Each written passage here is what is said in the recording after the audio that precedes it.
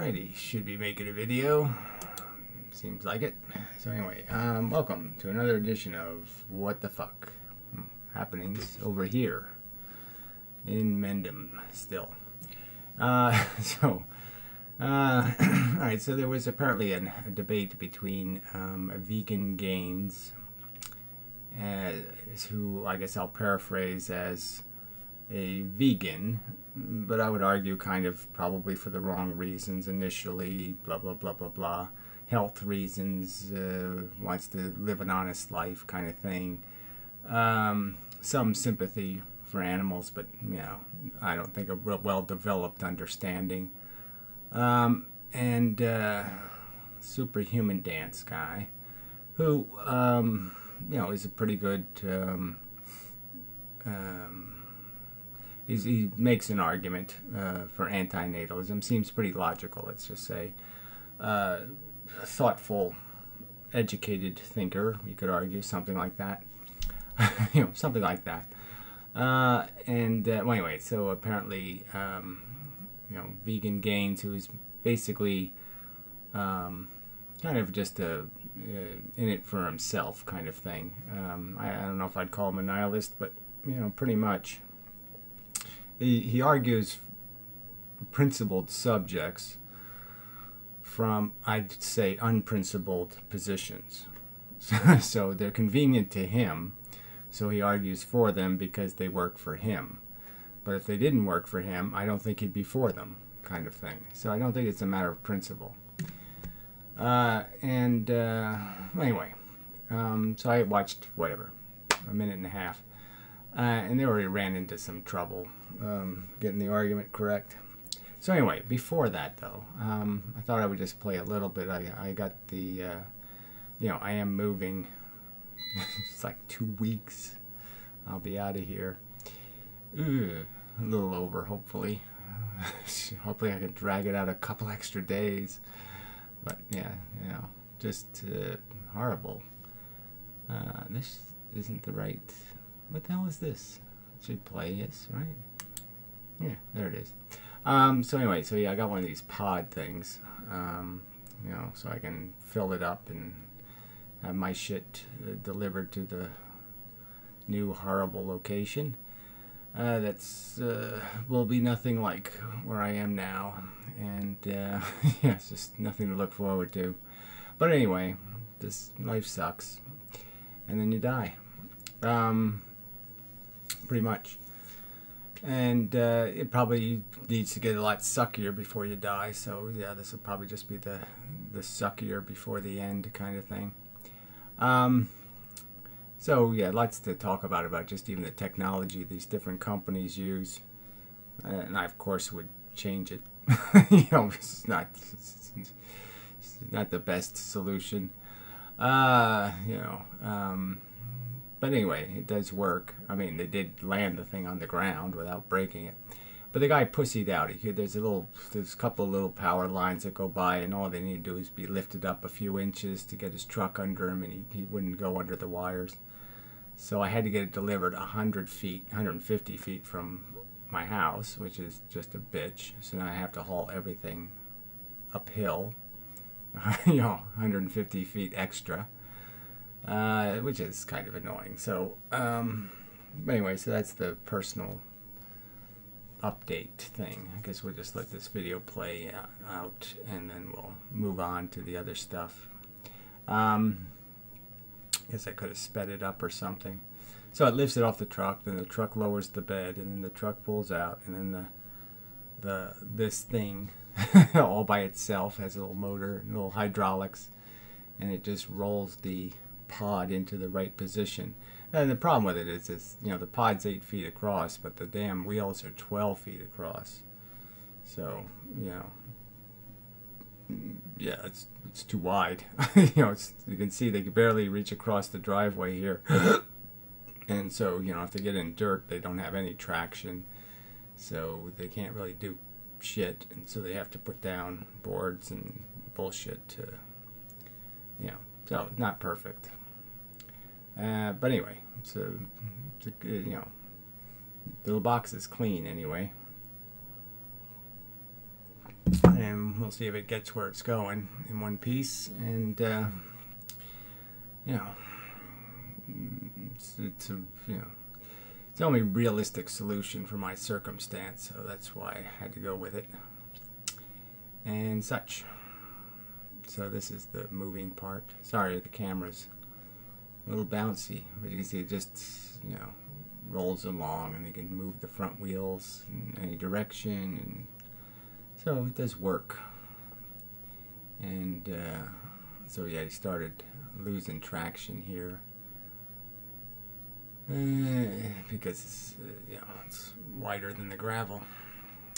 Anyway, so that's about it. Nothing too dazzling. Yeah, next time I take video, I think I'll use a, you know, whatever, tripod thing. Alright, so that's a whatever bonus material. Not much of a bonus, but anyway, I don't think there's anything else to say. Yeah, I'm tired all the time because it's just so much crap to go through. You know, I know the house looked like crap, but there really is, all the crap in the house was useless crap. You know, all the good stuff was outside. It's tools and stuff like that. So that's the only stuff I really gotta figure out what I can take and what I can't. But anyway, all right. So they're just had. This is the beginning of the video. I haven't watched any of this. It's full of commercials, which is really irritating.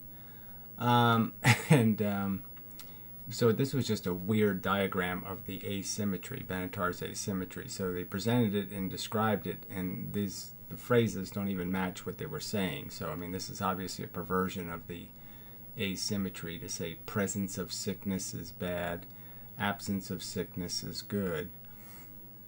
You know, that's like saying being whipped is bad, not being whipped is good. So you can sort of, you know, you can change it to anything you want to.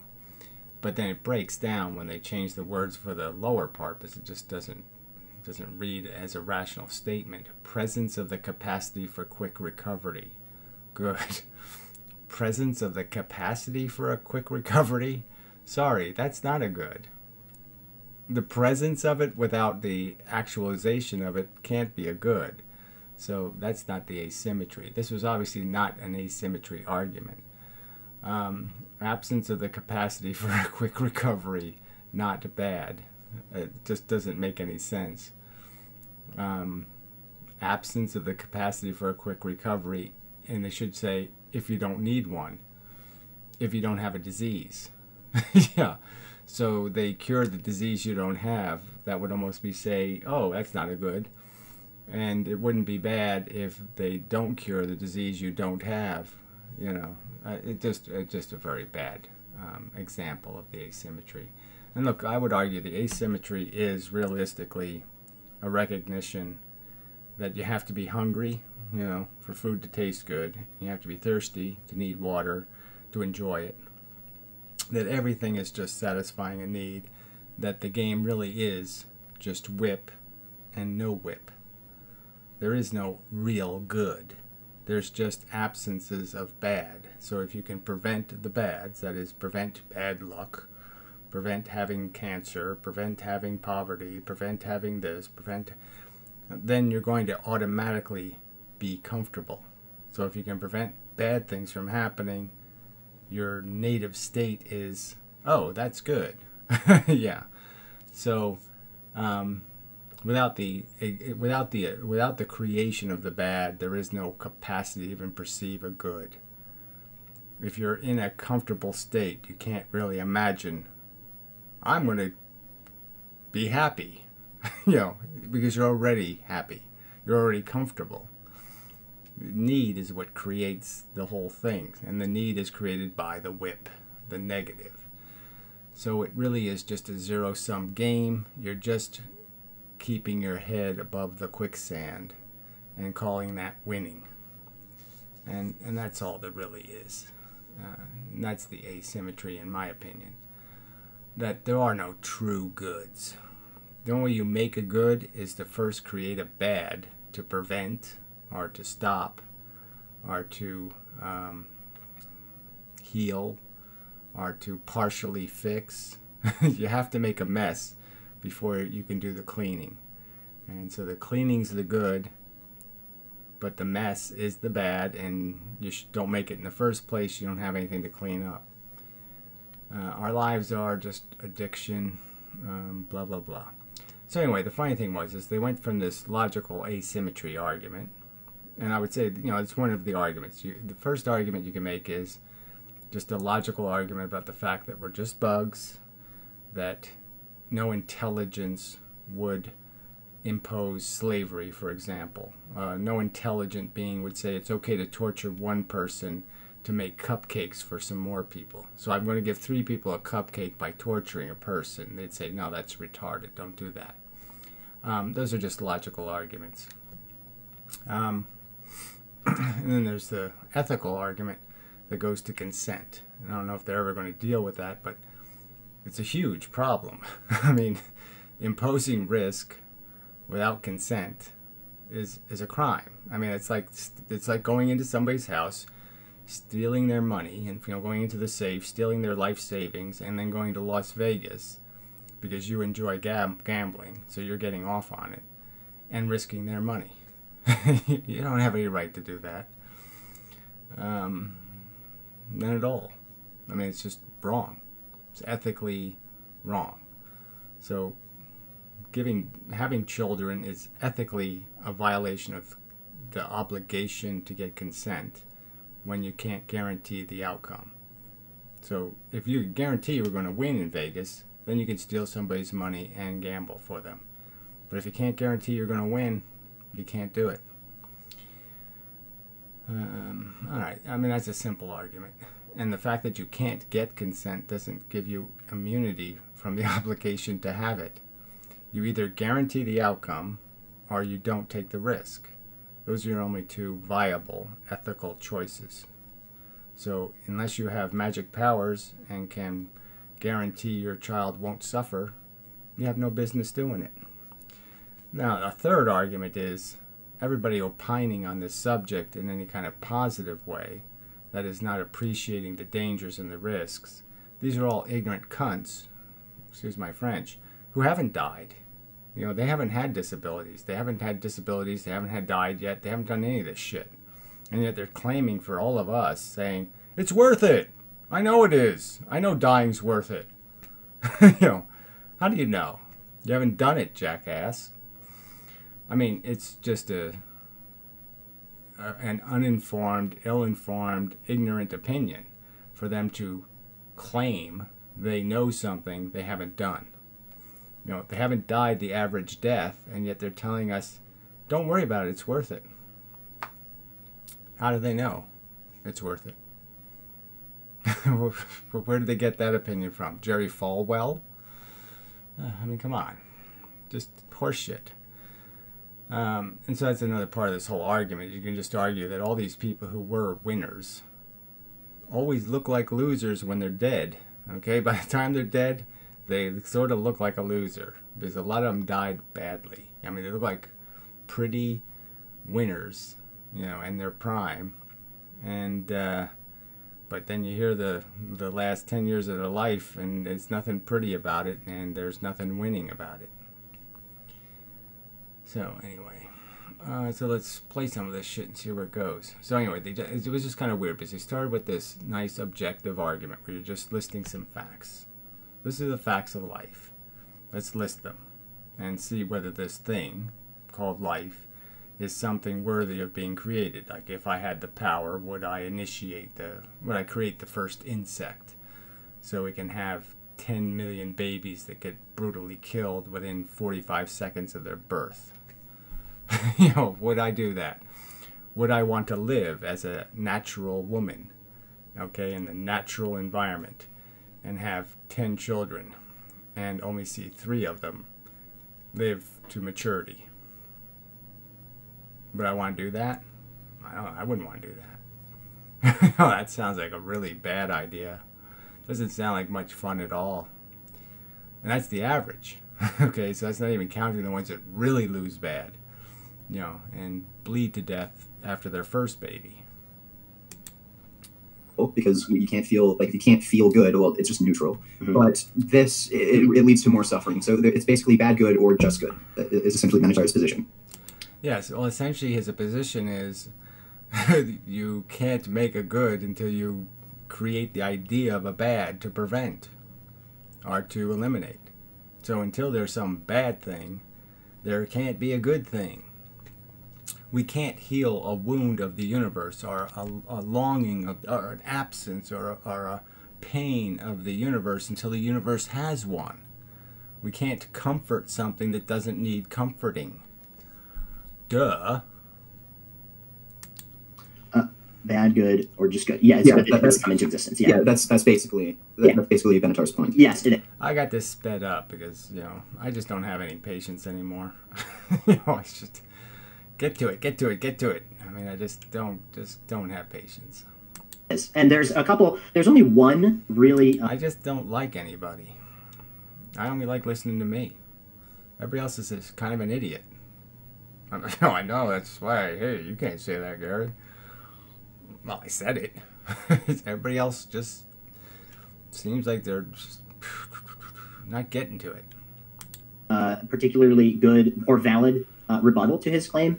And so this is, I think, a really poor argument technique, is where you start the argument by pointing out, well, there is one legitimate argument against everything I'm going to say.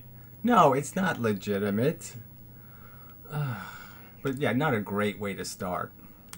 And I would argue that that is a devious claim. So do you want to start out with that? So yeah, why start with a devious claim, counterclaim, when you haven't even made your claim yet? I mean, compile your evidence first, then talk about, well, I have to concede, you know, the balance of that piece of evidence is a little bit gnarly. Did she ask for it? You know, yeah. Okay, sure. Well, I'll give my own opinion. Yeah, go for it. So the problem with this is, and Banachar agrees, All right, so another funny thing about this, they started this by talking about ephilism, which was kind of funny. So apparently they were going to label the debate ephilism debate because he was afraid of the word antinatalism, like he was going to get banned off of YouTube for talking about it. And I thought that was kind of funny, when obviously ephilism is the more extreme position. And but you know, you just slide by because nobody knows what it means. But I just thought it was kind of funny that it did get mentioned. It's a subjective value. Somebody could just value without mentioning the originator of it. Yeah. This more than someone else. I could just say, okay, well, we could live in a world where there's absolutely no suffering, nothing exists. Well, to be clear, really quickly, he thinks that it's sort of a gray area between it being subjective or possibly universal. I don't think there's any gray. I mean, I read his book. It's pretty clear he's making a logical argument, okay? It doesn't have anything to do with any subjective preferences on his part. He's just saying, well, if you agree with me that there is this quality to life, like you can have really bad experiences, you can have ones that seem pretty good. And that's, you know, you have this dichotomy, so we can understand that we have these two kinds of things, you know, these opposite kind of things, although I'm arguing they're not opposite. Clearly he's making an objective argument, so it's not unlike, you know, me making a physics argument and saying, look, the universe is push, okay, there's no pulls. Anything that looks like attraction, well, you really weren't attracted to each other, you were repelled by some other circumstance and sort of driven into each other. So there wasn't anything ever that was an attraction. It's just running from the bad. That's all we do in our life. We just keep running from bad things as fast as we can. Bad things like being considered a failure, you know, and being humiliated and insulted and all these kind of bad things. Okay, what do you mean by universal? Well, it is, well, to phrase it in my own words, not to take his... I just, you know, see, this is where I just lose all patience. You either make an argument or you don't make an argument. There's no such thing as objective and subjective. There's either a good argument or a shitty argument. So if your argument is from my mommy says so, or I have some innate feeling that tells me it's all okay, yeah, that's crappy evidence, okay? That doesn't mean shit. So yeah, if your argument's based on just some personal impression, well, that's dangerous. That's not gonna, that's, you can't go into court because I have a personal impression. He looks like a murderer. That's not good evidence. So there's good evidence and shitty evidence. That's all there is. All right, this subjective crap is just bullshit.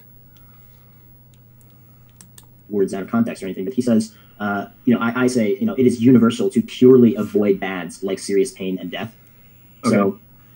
So we just so this is just a plain, every argument comes down to arguing about arguing. It's like no one's trained, okay, no one's properly taught, okay, what the rules of an argument is and what are the rules of having a conversation are, and that is you have to agree on some axioms. You have to have a starting point and then say, let's argue from those starting positions and figure out whether we need to go back and analyze one of those axioms because we really don't agree. Where we thought we agree, we really don't agree. But that's all that can happen. It's all mechanical. It's all facts add up to facts, combining facts and the facts point. I mean, this is the nature of logic. And so, yes, point out your axioms. Okay, say, well, okay, neither one of us believe in a God. All right, so we don't have any obligation to satisfy God's desires. Our God's impression of sacred life. There's no sacred here. It has to earn its keep. All right, we have to be able to say it actually is on balance good. So if I want to defend slavery, for example, I have to make some kind of argument. Okay, the value of getting to progress sooner is somehow worth it. It's worth torturing people. Okay, so I take a percentage of the population and I torture them so the rest of the population can live more comfortably. Well, can I make that argument? I would argue you can't. Okay, but you have to. That's where you have to argue from premises. Discussed this beforehand before we went live. Do you want to discuss that right now? I mean.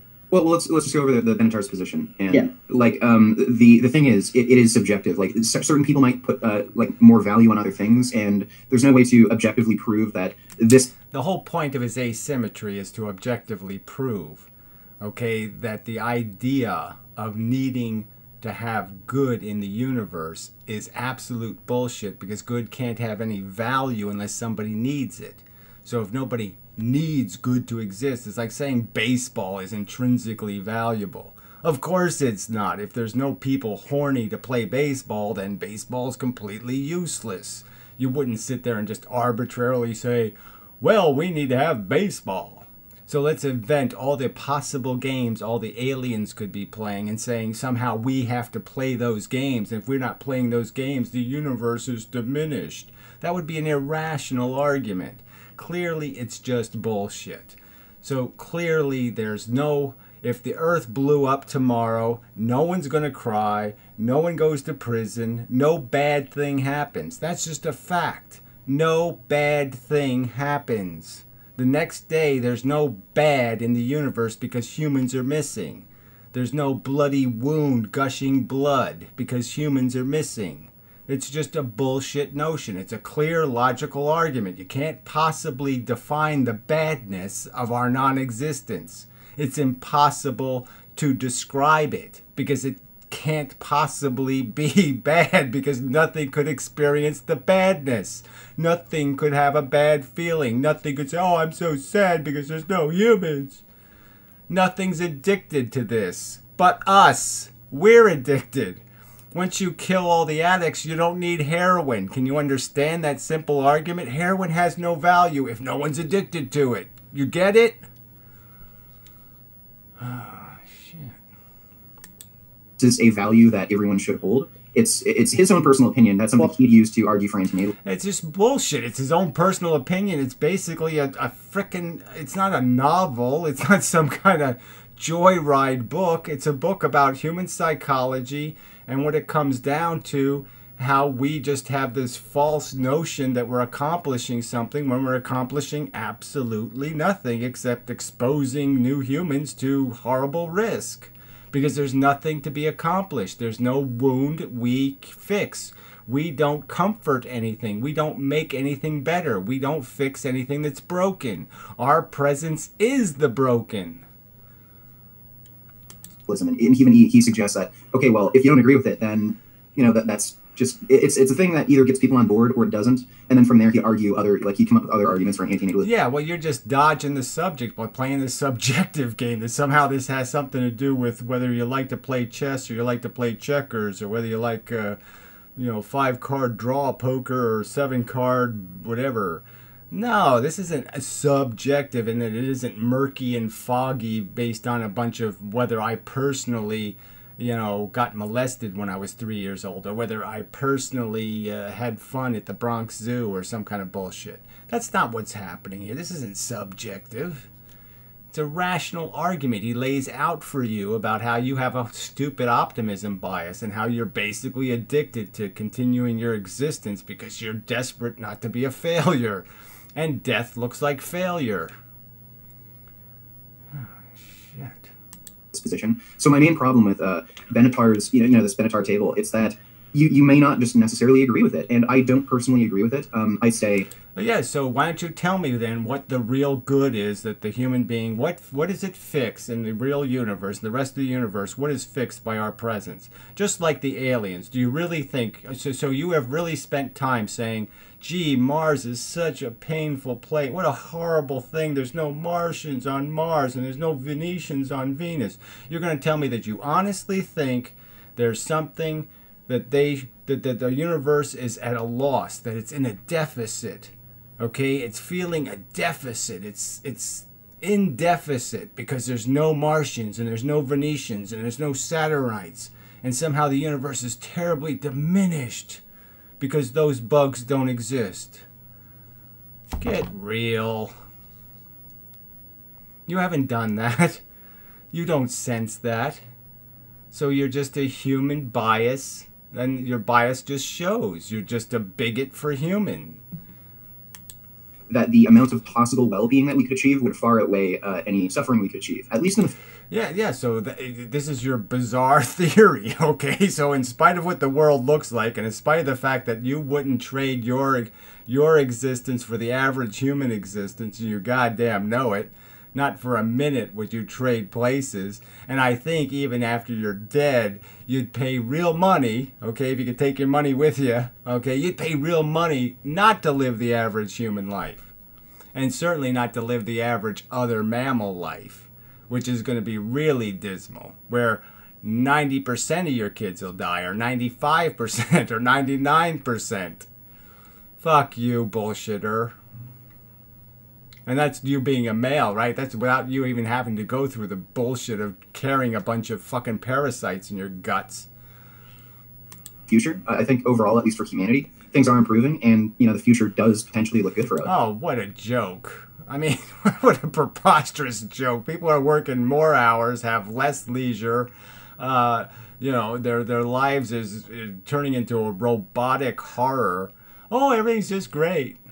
For you, because you're running a bunch of ads and getting a bunch of money for nothing. And free chicks, no doubt. Okay. Yeah, we'll get into name the well-being a little bit later on, but I just want to stick on Benatar's thing here for a second, because, obviously, like, the sheer volume of bad things that can happen are all much, much worse than any one thing that we could compare that to, right? Like, any one thing. Yeah, and the winner always senses, like, oh, it was so easy to be a winner, right? Anybody who wins the lottery, they're like, hey, that was really easy. I just bought this ticket and I won. But clearly that ain't the way it works out. So everybody's perception that life is this easy thing is just because they happen to be lucky and they're the winners, in the sense they're doing betterers. But the odds are, yeah, you're not going to be that. That's not the average. That's would be potentially be pleasurable, I mean, so if we just come up with some examples, like even just on a 1-to-1 basis, like, would you say that one orgasm justifies one human death? No. We should never get into these kind of arguments. But clearly, especially if the one person gets the orgasm and one person gets the death, right? If one person gets the torture, the slave, and the rich person gets the comfort, obviously that asymmetry breaks it as an ethical argument, not only as a yeah, I probably wouldn't do it even if I had to work as a slave and then spend the 1 day a week I get to be privileged. I still wouldn't take that bargain. Well, there you go. So, you know, I mean, because you have the base axiom that we both have to start. If you had to live all the lives that are lived, okay, and experience all these horrors, watching your kids die, all these things that happens to people, you know, all these, you know, dying in horrible ways, burning to death because you're in a car accident, all kinds of horrible ways to die, pain, all kinds of terrible things. If you actually experienced all that stuff and you actually had that as life experience, knowledge of it, you'd understand just how risky this is, and you would be very reluctant to go say, okay, I'm going to press the green button and make some more risk. Why would you expose something to those tortures? So again, if anybody has any real knowledge of pain, okay, they're going to be apprehensive, just logically. They know, hey, this is expensive sometimes. You got to be really careful. You know, you can't just, you know, it's like having a car accident. You have a car accident, it does teach you a lesson, okay? It wakes you up and says, wow, this is dangerous what I'm doing. I got to pay attention. So, you know, that is ultimately what people agree to when they bring a person into existence on that 1-to-1 ratio basis, you know? Yeah, well, obviously they don't agree to anything. We let children have babies, which is just plain stupid. And we let them have them when they haven't built any kind of nest at all, and we just create a welfare system to try to fix it afterwards. So we let them lay eggs on fence posts, and then we have to, you know, rig up a shelter to keep the egg protected. We have to go through all this bullshit because they didn't build the nest in the first place. It just doesn't make any sense at all. So the only people having kids are stupid people, okay? Fact. All right? The dumber you are, the more likely you are to have kids. Just a fact. And clearly, young people are less intelligent. They've had less life experience. So clearly they're less intelligent, less knowledgeable, let's say. There's a huge knowledge gap.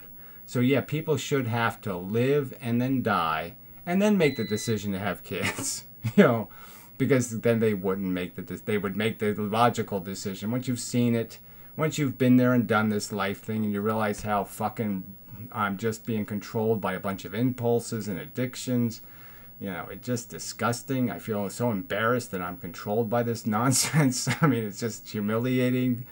They wouldn't bother. So let's not pretend that this is anything other than the recklessness of youth.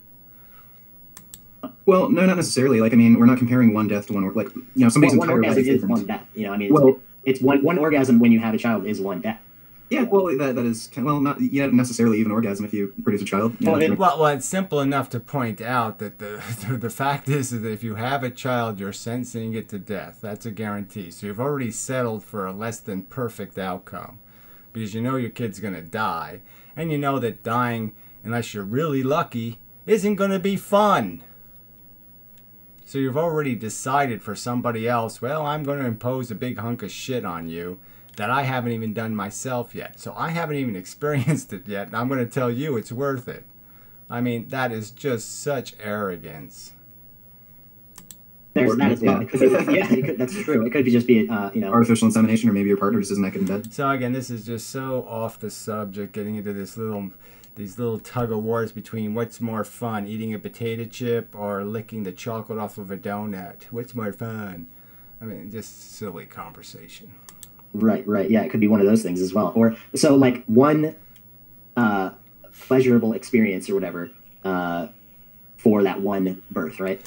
So again, it's not about the pleasurable experiences. Again, it's like making the argument that we can justify whipping somebody because it feels good when you stop whipping him, right? So all of our pleasures are usually made out of, I'd say all of them, but you know, if somebody wants to have some little, they want to get into some minutia about some possible thing that comes free, but none of it comes free. Loneliness drives us into relationships. I mean, it's always negatives, desperation, you know, deprivation, wanting, need, a kind of hunger, and a deep hunger, deep, horny, you know, pain. It's painful.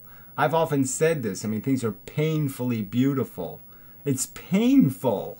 Okay, beauty isn't fun. In many respects, it's painful. So the point being that, yes, this isn't, you know, the argument that you have a free joy is just bullshit, right? Nobody wins the gold medal free, right? Oh, it didn't take any work at all. I didn't have to inconvenience myself a bit. It was all for fun, for free. No, it always comes with the work, okay? And the work comes from some sort of passion to avoid failure, or some passion to justify oneself or to claim victory. It's just competitive nature, again, which just gets back to the addiction, just gets back to the whole alpha syndrome, and, you know, this idea that we're measuring ourselves, and the animal feels beta and it doesn't like feeling beta, you know, so it strives to be alpha. You know, just bullshit. Bullshit psychology. I mean, could you say? Yeah, but somebody's entire lifetime isn't just one orgasm, right? So, No. like, I would argue that over the course of someone's life, it is possible to have pleasure that would make it so even all the suffering you endure throughout that lifetime would make the lifetime worthwhile for the individual. And I'd say, worthwhile from what kind of perspective, though? From a perspective where he doesn't understand he's been gamed and manipulated? So that's like arguing. So I could argue that retards actually are living good lives, right? Because, you know, just because they're ignorant, they don't know what's going on, and so they smile and they're happy, and they don't dwell on the past, and they don't do this and they don't. So that's the way to live. Or having Alzheimer's is the way to be, because, yeah, you don't really remember anything, so you're always 7 years old, and you just take every day as a 7-year-old, and so nothing gets on your nerves, and you get too upset. I mean, those would be ludicrous arguments for any human to say that's how I want to live. So this is just more bullshit. You're just addicted. You have a huge, so it's all, half of Benatar's book is a discussion about optimism bias. You're just driven by your skewed perspective that you're somehow accomplishing something through your pain and suffering, and merely because it's in your past and not facing you in the future, that's how you justify it. Well, I already did it, so I already paid for it, so who cares? But if I made it right there in the future and I said you're going to have to pay for it tomorrow, well, then maybe you'd be more rational in what you purchased. Then maybe you'd be saying, well, maybe my pleasure isn't worth that.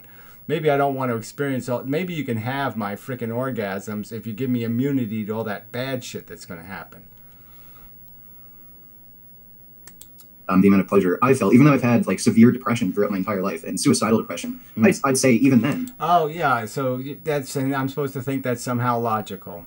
So yeah, okay, yeah. I've been suicidally despondent without comfort, where I know I'm probably better off dead. I'm probably better off dead, and yet you still think that no, it's okay to go through all of that crap, okay, because somehow you're winning something because you got a bunch of ads on crappy videos. You're a big winner. Sorry, fail. For the about I guess now it would be close to 8 years where I've gotten over suicidal depression. I'd say that 8 years where I didn't have suicidal depression, that kind of justifies my existence. The amount of pleasure I felt in that time makes it so I'm happy to. Yeah, well, all I can do is say to you, okay, you really think you're going to be saying all this crap after you go through the rest of life, which gets harder, not easier. So I'm just pointing it out to you, okay? It ain't going to get any easier, buddy. All right, it's going to get harder. Okay, it's going to get, your satisfactions are going to be more and more difficult to come by because you're going to see the redundancy in it all. You're going to see the mechanical system just saying, oh, it's time to take a poo. I mean, it's going to become quite, you're going to be sliding back, okay, into a mindset of, well, maybe I'm not winning. Be alive. You can go on if you'd like. Well, I don't really need to go on anymore. Okay. I'm just saying, at least, if we're going to ask, certain individuals whether or not the amount of suffering they've endured makes it so their life isn't worth living, I'd say most people would tell you, well, no, even though... Right, so you would say it's up to the retard to decide. No, that doesn't make any sense, right? So the point is to try to say, what's the rational thing to do here, okay? This is rats. Would you invent rats so rats can spend 3 years eking out their cruddy little existence to have a couple of little joy moments and you know, they sit back and go, for a couple of minutes, okay, out of that entire 3 years. Most of that time is just spent panicking, worrying, nervous, obsessed, manic, you know, collect shit, do all this shit I have to do all this building, I have to dig holes, I have to do this, I have to, all this work. And you'd do that. You'd say, oh yeah, I know for you, that's a good idea. You should do that. You should spend your life doing that. I wouldn't live your life for a second because you're obviously an idiot. I suffer, I experience enough pleasure where my life is worth living. So, like, for you to claim like one orgasm doesn't equate to one death. Worth living in what context? If you don't exist, I should make you. The universe needs you in it. So I should expose you to the risk and the inevitable deterioration and death and disease and death. For what? For your perception, I'm winning.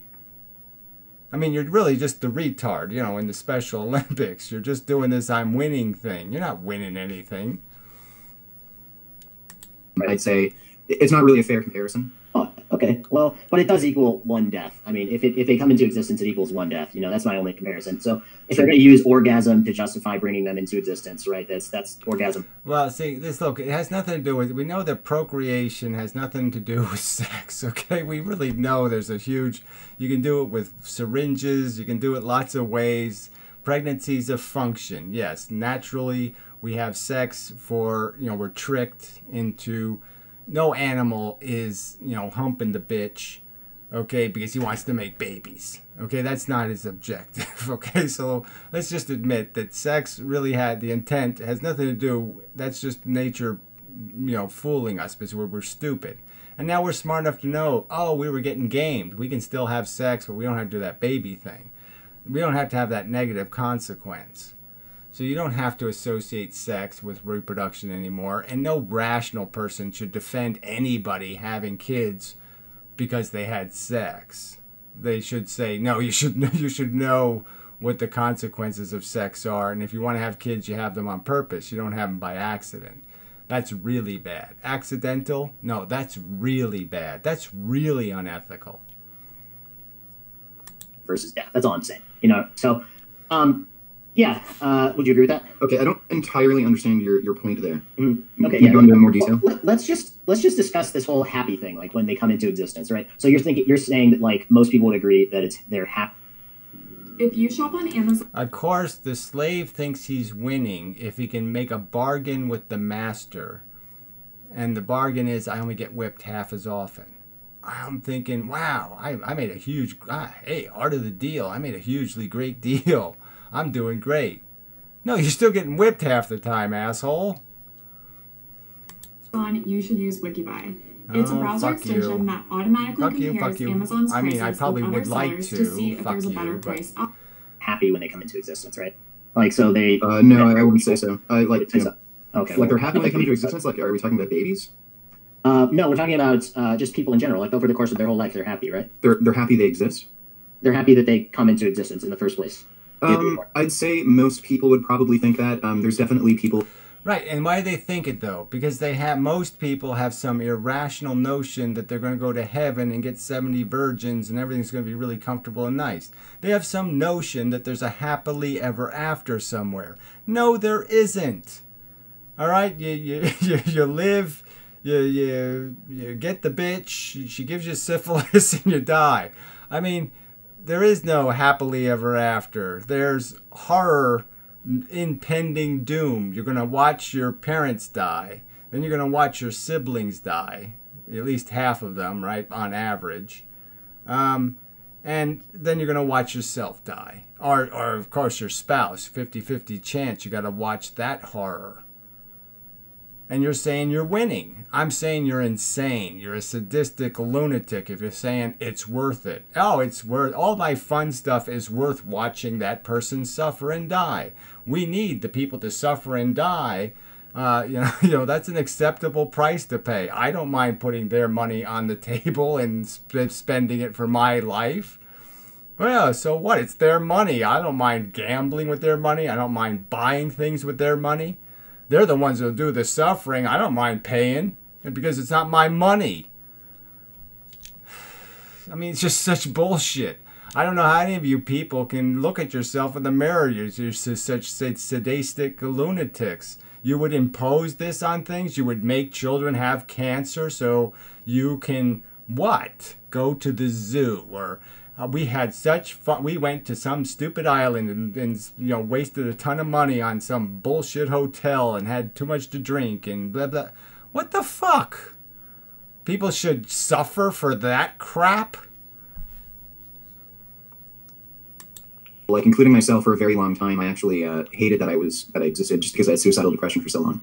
Right. Yeah, so maybe you should talk about what exactly your depression was about. I mean, is it the inverted penis thing? What exactly had you down so much? I mean, why were you so depressed? Because frankly, when I'm depressed, you know what I was depressed about? I'm living in a fucking meat grinder. I'm watching things that shouldn't be tormented, and all the guns look like they're pointed right at me, like I'm supposed to be the next fucking victim. I don't want to be the next fucking victim. It terrified the shit out of me. I'm saying, why the fuck am I in a game where it seems like the odds are, yeah, I'm just going to be like the rest of these things, and somehow somebody's going to start pulling my wings off, and I'm going to get somebody's going to sit there with their magnifying glass and fry me. That's all this world looks like. It just looks like I'm fucking goddamn doomed. And you're sitting there saying, oh, doom is fun. Fuck you, lunatic. Play the game if you want to, but play it with your own inverted penis.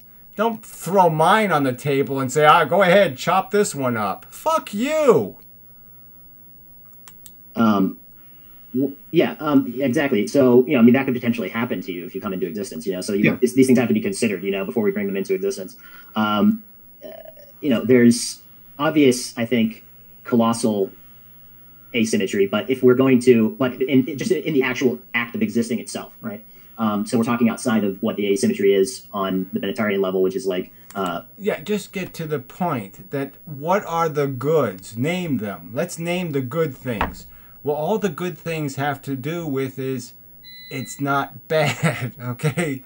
So having money to take care of things, having a good car so you don't get a flat tire and then crash into a brick wall, and having security, not having to work 12 hours a day. Lots of things are goods. And why are they goods? Because it's bad that you're preventing.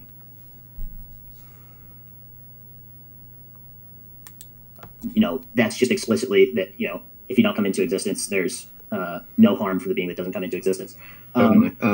So again, like we kind of discussed this before the live stream, like that would definitely be a negative consequentialist position where more of the emphasis is put on whether or not the being is going to suffer. Like suffering has greater... Right. So look, the bottom line is we give you the simple question, right? You're saying that life is good, okay? On balance, it works. So you would impose it on Mars. You would impose it on Venus. If we could just, press a button and put living things on there, put them at all this jeopardy, and then maybe even also agree to have evolution create them through this horrible long process.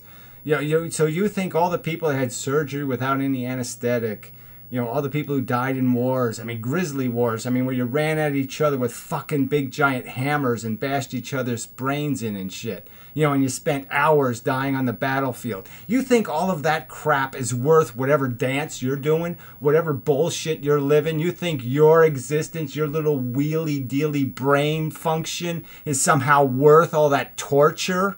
You're so fucking egomaniacally insane. No, you're not fucking worth it. Clue. I'm giving you a clue. You're not worth it. You're not worth one of it. A tiny, tiny bit of it. You're not doing anything useful except maybe, again, trying to prevent harm to animals or trying to do that. You're trying to fix things. Things that are broken. Things that we shouldn't be living in a broken verse in the first place. Why the fuck am I living in a broken verse? Fuck that. I don't need that. I don't need this bullshit. I don't need this job. Oh, fix the broken verse. Fuck you. Why did I get this job? I don't need this fucking job. You go live and die somewhere again if you think you're winning. You go ahead and subject yourself to the risk. You go walk the fucking electrified tightrope over the goddamn swords of doom all the fuck you want, but don't do it with me, fucker. Don't throw me on that fucking tightrope for your own hedonic notions of egomaniacal bullshit that, I gotta need to make a baby for some reason. I need something to cuddle, or I need something to molest, or I need something to torment and brain damage. Fuck you. Moral value than like any potential good or like pleasure the being could experience. So I don't really agree with that completely. And the reason that you don't agree, just to be clear, is because you think that it's neutral never to have been, right? Yeah. So I'd say it's neutral, whereas existence, it could either be good or bad. Like it could be either good or bad. Exactly. So try to give me your description of the Matrix even.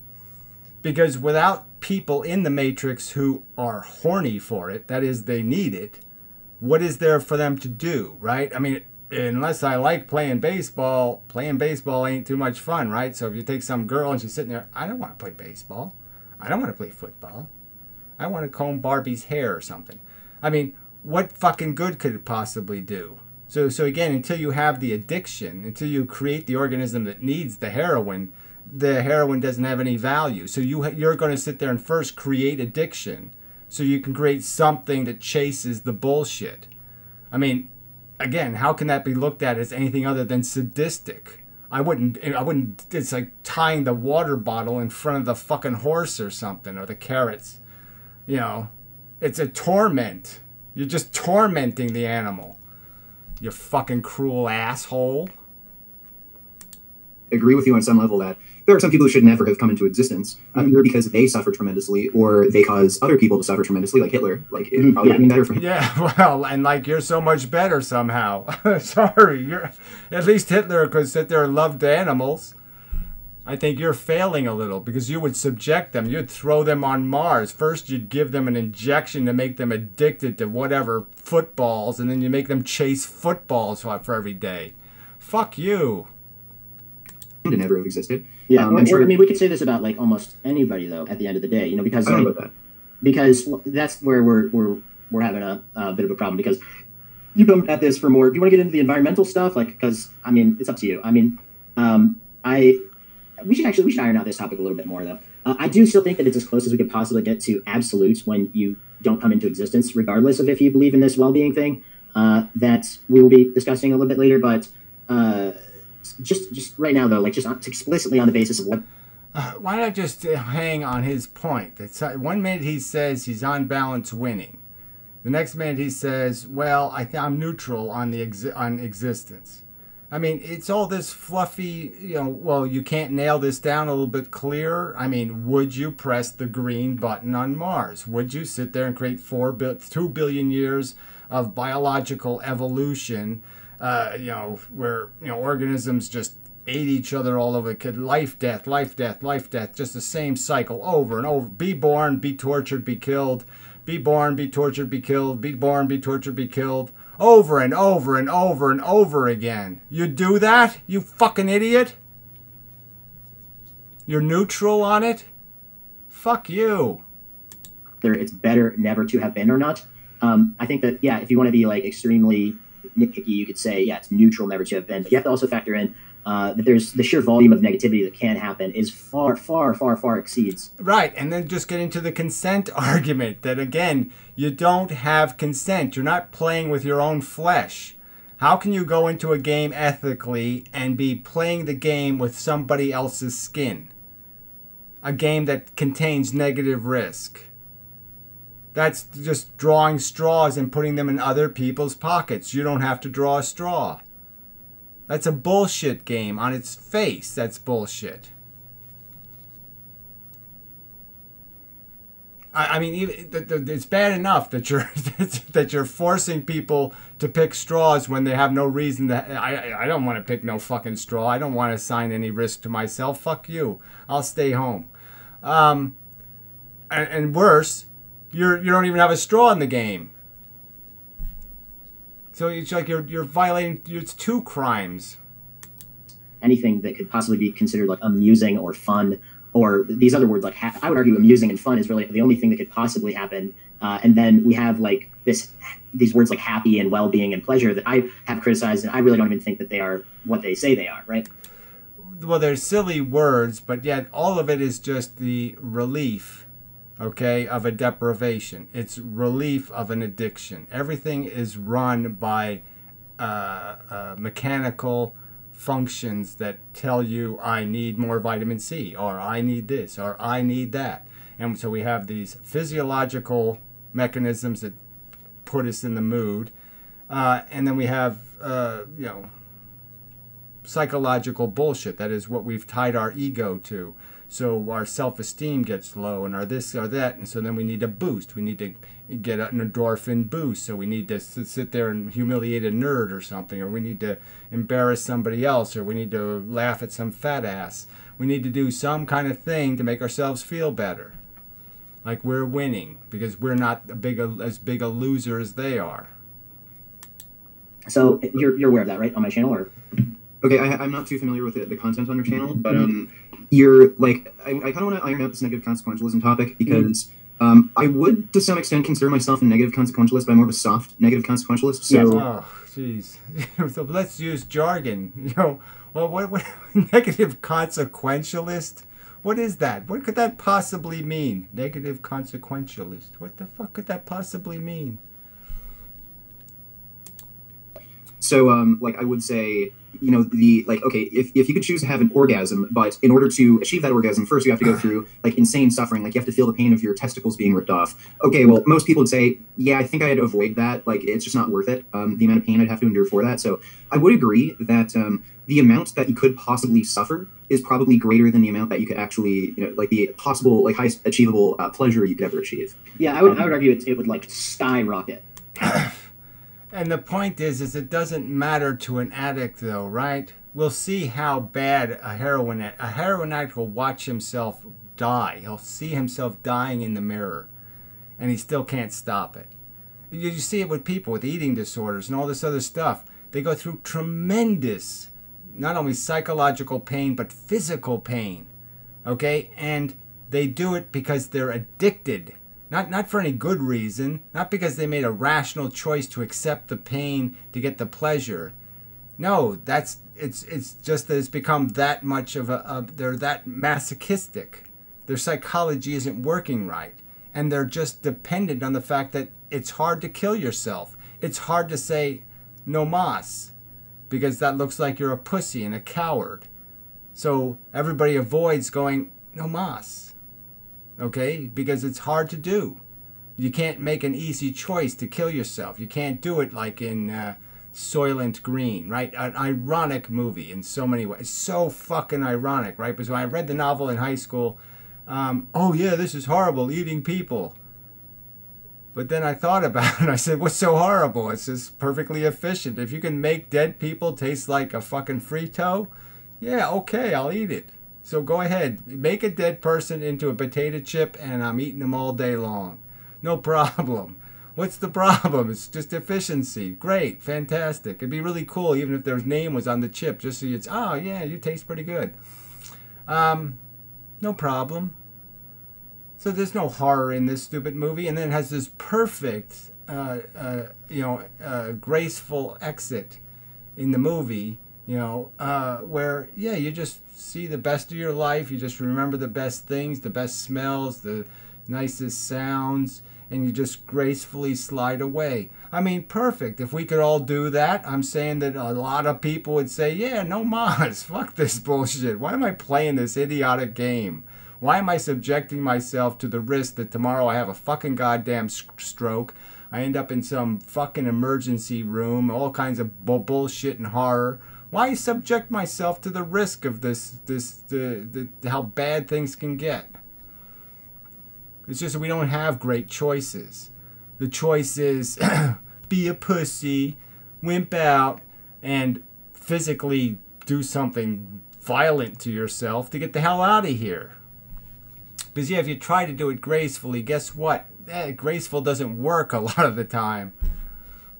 Because we don't get to do it with any kind of technology. You have to do it in some crude way. is you fucking life-loving bullshitters. Fuck you, vegan gains. Fuck you. Yeah, the highest possible pleasure that you can especially with levels that we can't even understand suffering, you know, and then like the pleasure thing is like almost non-existent compared to that. Especially without drugs, like there are drugs like crystal meth where maybe you could actually make an argument that you can actually experience pleasure comparable to like the maximum amount of suffering you could possibly endure, but like overall. Oh yeah, like you know. Okay, so you've done crystal meth and you know that it's some sort of real comfort that you get. I mean, even heroin addicts, obviously it's because of the nature of the psychological effects, not the nature of the actual I'm making a rational choice. There's no rational choice involved. Get real. It's like saying alcoholics are making a rational choice. Do you really think so? Do you really think they're making a rational, objective, reasoned decision to take another drink? Get fucking real. Crystal meth will mess up your life, but it'll make you suffer eventually. But well, there you go. I mean, that's fine. So all I'm saying is that we're only basically filling in like a state of deprivation or avoiding a pain, and those are the things that we constitute as being like a pleasure of some kind. And then, really, when you analyze this suffering thing, it's like it's right. So you should just focus on that point. That let's try to find these things that we do that are real goods that don't have something to do with preventing bad. So show me the good that doesn't have right next to it the bad that you prevented or avoided. So if you could show me the good that isn't made out of fixing a bad or preventing a bad, show me that. And then make your argument that there's some need for humans to exist. The puzzle. It's the only thing that's happening at the end of the day. And then what we're doing when we're just making excuses for it when we have these words like pleasure and well-being. And, okay, well, that's something I actually wanted to ask you. So, like, again, I stated I'm pretty much a soft consequentialist, and I think most people are, where there's a certain amount of tolerable suffering. And, you know, most people say, okay, well, I'd endure this amount of suffering to go through this amount of pleasure. But the suffering always exceeds the not necessarily. So, again, why is this your choice? Again, we're talking about you imposing. We're talking about creating life, right? We're not talking about whether you should kill yourself because you're unhappy. We're not talking about whether you're depressed or you find life to be so revolting that it's worth puking on and getting the fuck out of here. That's not the argument. The argument is whether you should be imposing it on some new victim, whether you should take the risk of making some average Joe. Does the universe need another average Joe? No, it don't. Well, not necessarily, especially if we like look at suffering throughout an entire lifetime. Like again, the potential for suffering. Sure. And that's what we're arguing about. If we argue for coming into existence, right? Is it's an imposition to come into existence in the first place. No one can choose to be born, right? So like when they come in, I mean, this is so irrational in some sense because you can metaphor it to exactly what I've stated. I mean, you're taking a kid and basically throwing it on a tightrope above horror. Absolute horrors. I mean, swords and shit. Why would you do that? Why would a rational person do that? I'm going to subject things to this horrible risk because, he's going to have the joy of getting a little a boner and, you know, humping some chick's leg. Yeah, that's worth it. It's worth all the downside risk to have some dopey little moments where you feel really good because that obnoxious fat chick just fell down on the ice. You know, or some other joy moment, right? The fail videos are hugely popular on YouTube. So obviously people get off on watching other people fail. And they had TV shows about, you know, Rescue Squad 95 or whatever, 9/11 cops shooting people. People love watching other people fail. They love watching them squirming and screaming in the emergency room with arms bent backwards and shit. For some reason, people love watching other people fail. Why? Because they're sadistic lunatics. That's why they're pro-life, because they're fucking retards. I mean, what decent person wants to watch people going through horrible experiences? What fucking person with any kind of rational capacity to do logic and say, oh my God, I can't, if that happened to me, that'd be horrible. How did they avoid saying, oh, if that happened to me, that would be horrible. This is terrible. I hate watching this shit. What rational person? It's just like walking around all day talking about all the cancers you can get tomorrow. I mean, how could you find any joy in life? And the only way you could find any joy is somehow you have some delusion that you're immune because, well, I snapped my fingers 3 times and then farted. And, that's the key to protection from the evil forces. You're all superstitious, egomaniacal lunatics who think you're fucking immune. That's why you're playing this stupid game. And you're just so fucking owned by your own ego bullshit that you'll sit there and make these irrational arguments defending some asshole who recklessly puts somebody in jeopardy. Ugh. Disgusting. Life is being imposed onto them. So if we're going to weigh it, we should weigh it like the worst possible thing that could happen to somebody versus the best possible thing that could happen to somebody. And I just think that when we do that, it's just so obvious that it's just preposterous. Right, and the best possible thing that can happen to somebody is what? So even when you start trying to do that, what's the best possible thing? Oh, they have an addiction and they satisfy their addiction. How cool is that? They're a billionaire and they squander it and waste tons of resources on absolute bullshit. Oh, how cool is that? Being a wasteful glutton. Oh, great. That's great.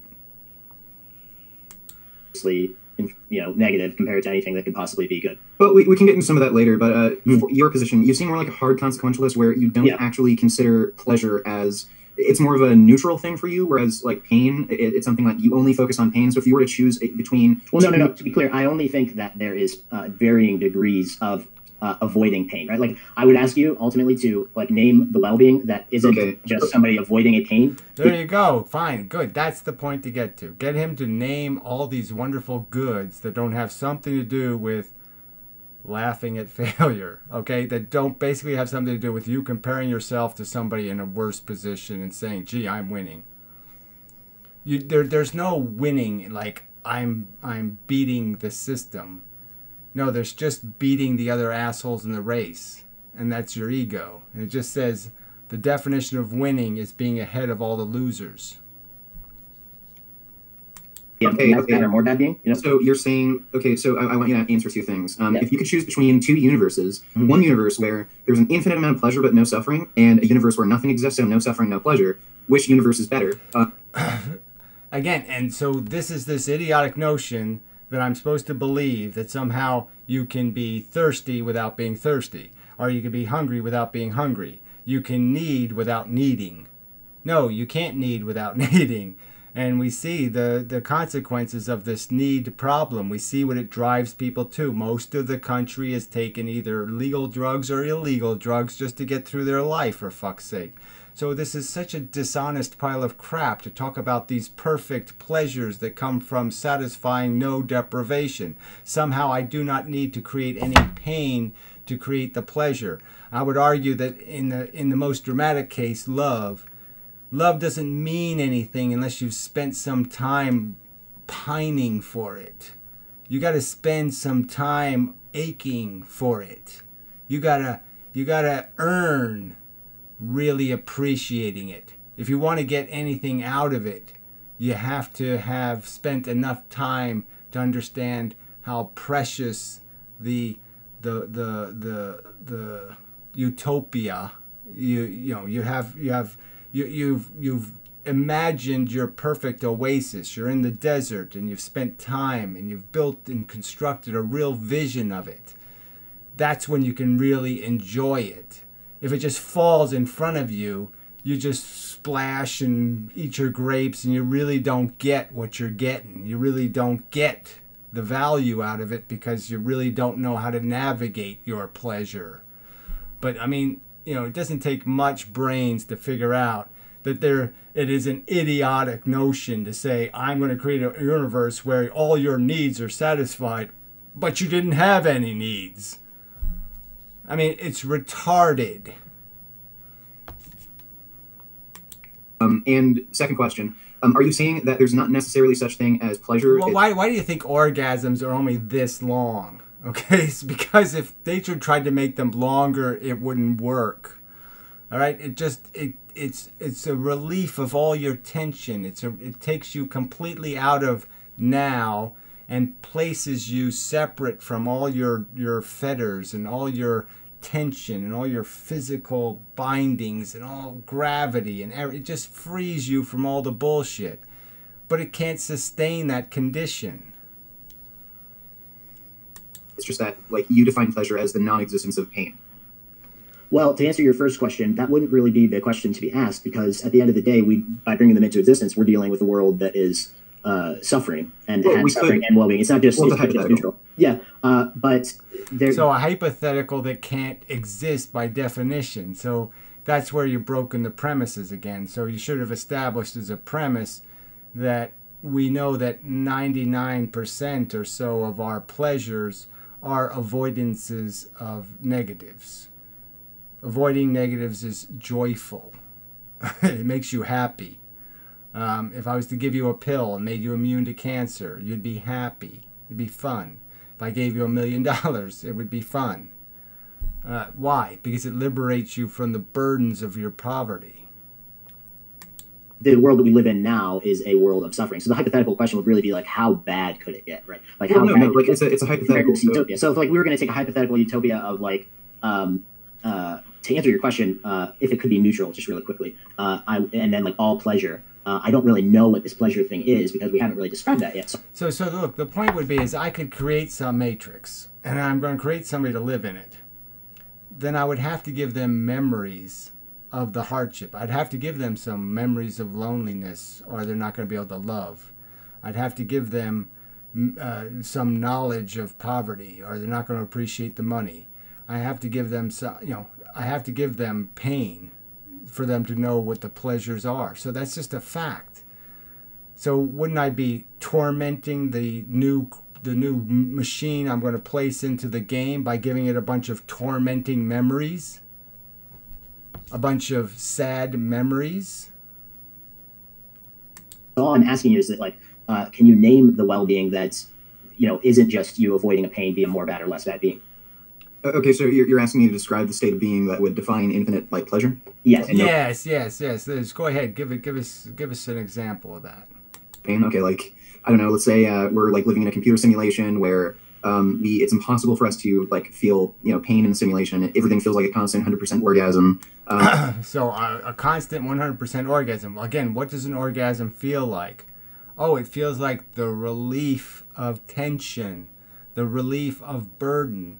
It's lifting you above the water or the glue. You're in a glue trap, and it's basically, oh, I'm free. I'm relieved. It to me anyway. Okay, it is the purest essence of the word relief. Is what an orgasm is. It is the pure release. It is like breaking the pimple or something. It's the sneeze. It's all of those things that just reboot. I'm free. That's why it's fun. So again, how can you have your perfect? How can you have the relief of burden and say, oh, it didn't have any burden in it though? I relieved burden, I relieved tension, I gave you release, I released you from encumbrance, but I didn't encumber you. I depressurized you, but I never pressurized you in the first place. It can't happen that way. Like the most, and like you have a constant taste in your mouth where it's like the most delicious cake you've ever had. Just something like that, where I think most people would say like, okay, the feeling of a constant 100% orgasm infinitely with like the best taste in your mouth possible, and you never feel any amount of pain, suffering, whether it be physical or psychological. Right, but we haven't really said. So you just sneeze all day. Yeah, that's worth torturing things for. Go ahead. Torture some stuff for that. Like how you don't feel the pain and stuff. So let's just compare this. You don't even like. It's not even a question where you have to ask whether or not it's a practical reality. I'm just asking you as a hypothetical. again, yeah, well, why are you doing a hypothetical, again, that doesn't have anything to do with the premise and the point being argued? The point being argued, where's your pure good? So he's claiming that these things are pure goods. And again, I would argue that we can clearly see in our own experience, I mean, I'm sorry, I can see it anyway in my own experience, that the good is built out of the fact that, oh, I didn't realize how tense I was until I sneezed, and oh, nice feeling, I'm clean again. You know, I get to restart. You know, it's just the truth. Alright, so probably enough of a video. I guess I'll eventually watch all of this. 2 hours and 49 minutes. But it's always difficult arguing. You know, I mean, staying on focus, on subject.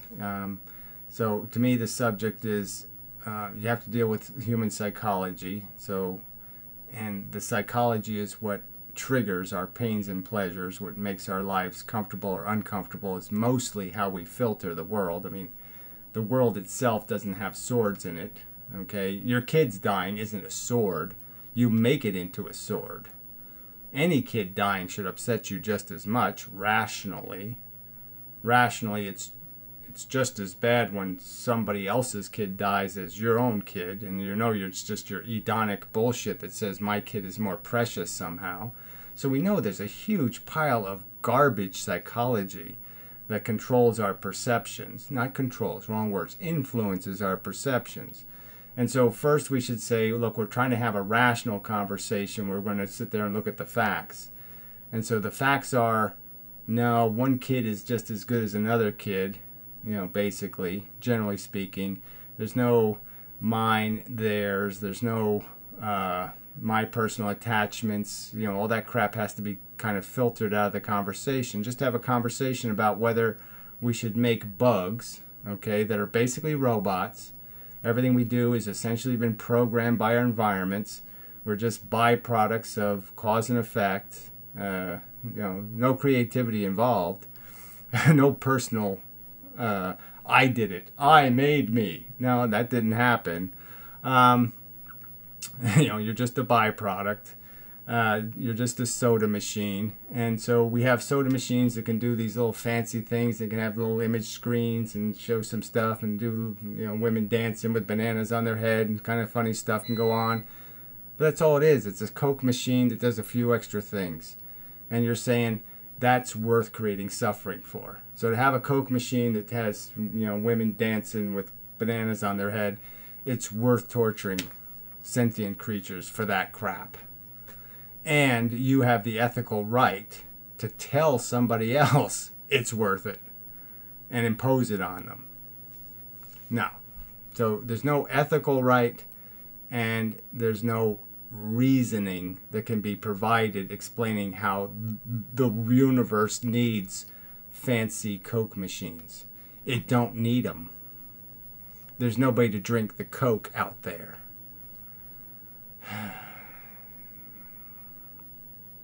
It's that simple. Alright, so till next time. And such. So forth and whatnot. The camera's over here. Draft physics camera's over there. Inmendham camera's over here. Okay, so till the next time.